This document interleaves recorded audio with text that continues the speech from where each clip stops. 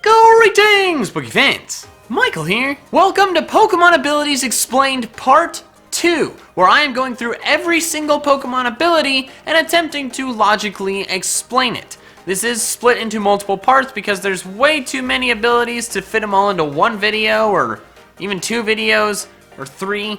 Probably not even 4. There's gonna be a lot of these because there's a ton of abilities. And like I said, this is part 2, so if you haven't seen part 1, make sure you go check it out. A link will be in the cards in the upper right hand corner. If you don't watch that, you're gonna miss a lot of explanations for a lot of abilities, so make sure you go check that out if you haven't already. So be sure to leave a like on the video and subscribe if you haven't already. And without further ado, here is part 2 of Pokemon Abilities Explained. Ability number 31 is Lightning Rod. The Pokemon draws in all electric type moves. Instead of being hit by those electric moves, it boosts its special attack. If you didn't already know, real life lightning rods are structures that are used to attract lightning strikes and then divert the electricity harmlessly into the ground instead of damaging the surrounding structures.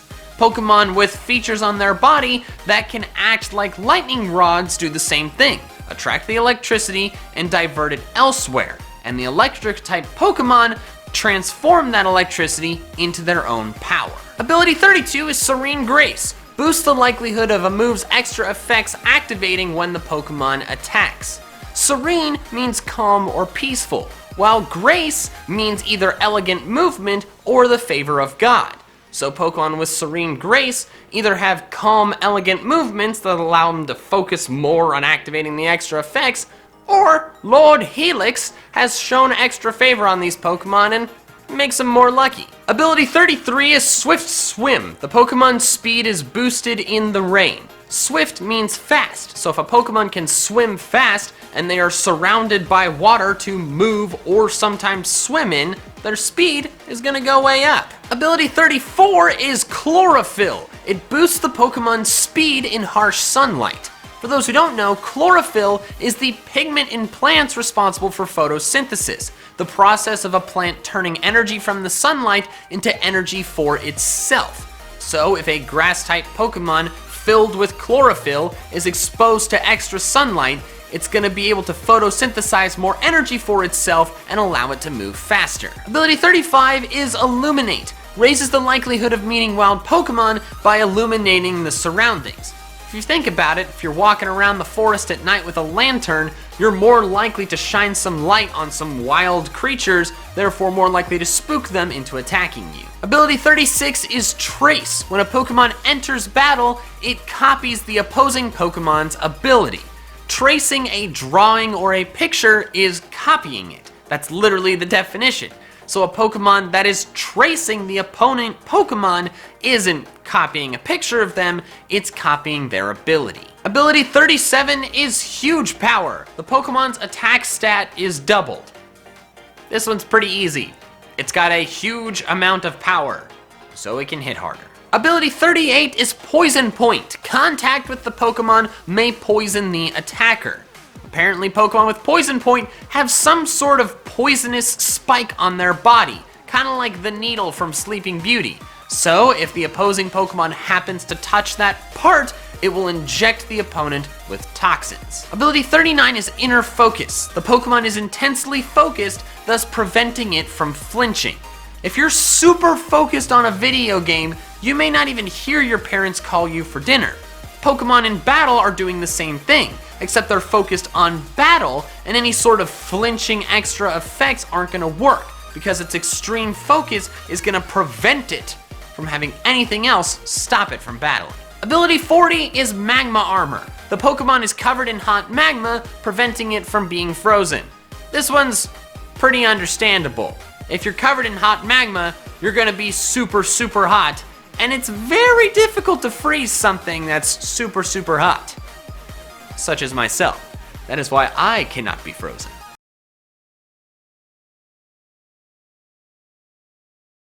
Ability 41 is Water Veil. The Pokemon is surrounded by water, preventing it from being burned. As I discussed in part 1 with Sand Veil, a veil is something that conceals you or covers you, but it can also be considered something that just surrounds you. So if a Pokemon is surrounded with cool water, it's gonna be pretty difficult to burn it. I do think it's weird that Sand Veil and Water Veil don't both raise evasion though. Ability 42 is Magnet Pull. Prevents Steel-type Pokemon from escaping using its magnetic force. Now notice how Steel-type Pokemon are called Steel-type specifically, not just generic Metal-type. That means if they're made of steel, they have iron somewhere in their body. And iron is one of the few magnetic metals. So a Pokemon with magnet powers is actually going to be able to pull on and keep in place any Steel-type Pokemon. Ability 43 is Soundproof. Soundproofing of the Pokemon itself gives it full immunity to sound-based attacks. If you soundproof a room, you are preventing any noise from traveling in or out, or sometimes both. So if the Pokemon itself is soundproofed, it's not gonna hear or be affected by any sound attacks. Ability 44 is Rain Dish. The Pokemon gradually restores HP in the rain. This means the Pokemon somewhere on its body has a kind of dish that's used to more effectively capture rainwater. And these Pokemon clearly use water as energy, and it allows them to heal. Ability 45 is Sandstream. The Pokemon summons a sandstorm upon entering battle. Now this one might confuse some of you, since a lot of times a stream is referred to as a small narrow river, kind of like a creek. But another definition of stream is a continuous flow of something. So Pokemon with Sandstream are shooting out a continuous flow of sand from their bodies that's strong enough to whip up a sandstorm. Ability 16 is Pressure. By putting pressure on the opposing Pokemon, it raises their PP usage. You've probably heard someone claim that they perform best under pressure. Well, that's clearly not the case for Pokemon, because they're like, oh my god, that big legendary is so scary, it's gonna take me twice as much energy to use any attack, oh god! So yeah, Pokemon kind of freak out under pressure. Ability 47 is Thick Fat. The Pokemon is protected by a thick layer of fat that halves the damage it takes from fire and ice type moves. In the real world, in nature, lots of cold environment mammals have a thick layer of fat on their bodies, often called blubber, that protects them from the harsh cold environment outside. Clearly, some Pokemon can also have a layer of blubber that protects them from extreme temperatures, but in either direction. Ability 48 is Early Bird. The Pokemon awakens twice as fast from sleep as other Pokemon do. You've probably heard the term of an early bird, someone who really likes to wake up early in the morning and, of course, get the worm. Well, clearly Pokemon that are early birds like to do the same thing, wake up early. Ability 49 is Flame Body. Contact with the Pokemon may burn the attacker. It's got flames on its body. If you touch it, it's gonna burn you. Ability number 20 is Runaway. Enables a sure getaway from wild Pokemon. The Pokemon it's very good at running away. Tough one, isn't it? Ability 51 is Keen Eye. Keen Eyesight prevents the Pokemon's accuracy from being lowered. Keen Eyesight means excellent eyesight. So similarly to Compound Eyes, if a Pokemon is really good at seeing its surroundings, it's not going to have its visually based accuracy messed with. Ability 52 is Hyper Cutter. The Pokemon is proud of its large, powerful pincers. This prevents the Pokemon from having its attack stat lowered. Apparently, if you have big, meaty claws, no sort of growling or intimidation or other attack lowering nonsense is gonna take away from your power. Ability 53 is Pick Up.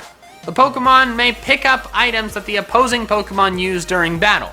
It also might pick up items outside of battle. It picks things up. Ability 54 is Truant. The Pokemon cannot use a move the following turn if it uses one. So this one is interesting because I didn't actually know this until I started researching for this video, but the definition of a truant is a student who goes away and doesn't attend school without leave or explanation. So, essentially the slacking line are just bad students that are playing hooky, but instead of from school, they're playing hooky from battle. Ability 55 is Hustle. boosts the attack stat but lowers accuracy. If you've ever played sports, you've probably had a coach yell at you to hustle! Hustle, kids! Pick up the pace, run faster, play harder. So if a Pokemon is really hustling, it's definitely gonna hit harder, but it might be going so hard that it misses entirely. Ability 56 is Cute Charm. Contact with the Pokemon may infatuate the attacker. If you've ever seen a member of your preferred sex from across the room and they're very cute and then they come up and you speak with them and they have a very charming personality, well, there's a pretty solid chance that you ended up infatuated with them.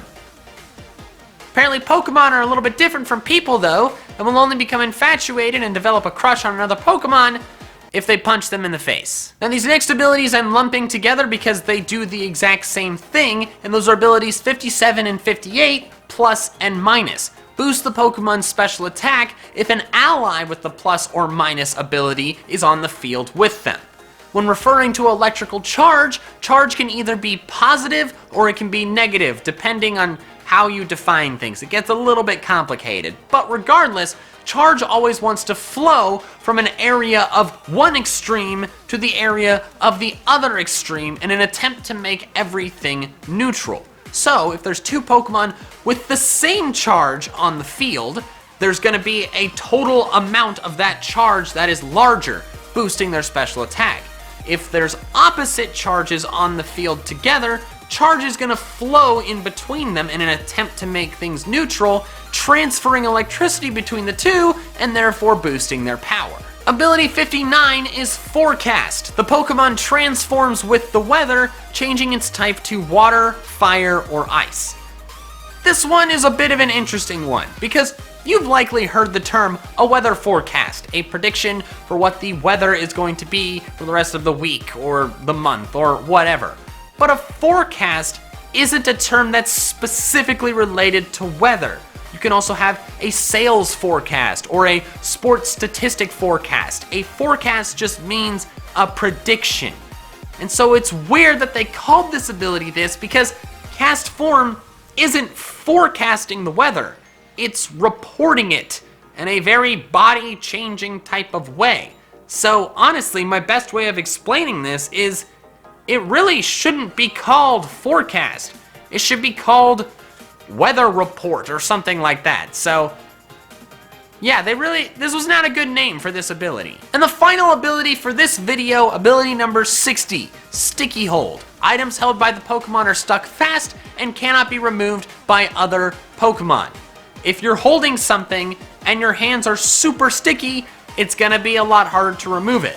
Think of that whole stuff with NFL receivers making their gloves super sticky.